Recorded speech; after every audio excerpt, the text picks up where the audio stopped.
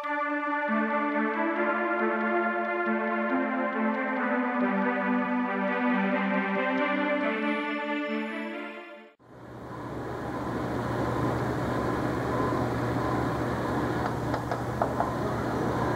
that's bright.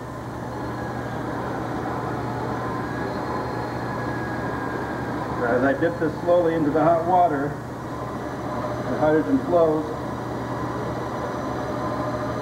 letting the light off.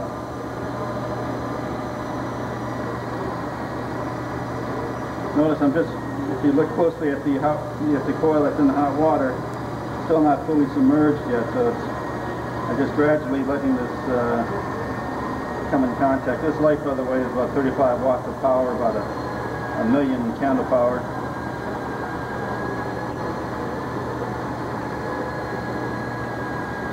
Now we're fully submerged. About a minute. Alright, now it's slow enough, so I'm going to remove it, spin this around, flip my light over, and perform the same function again, this time the other side going into the hot water.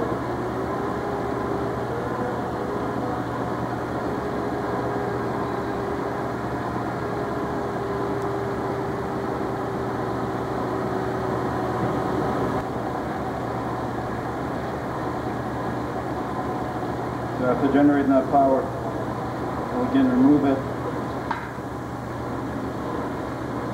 turn it around again, flip the light back over,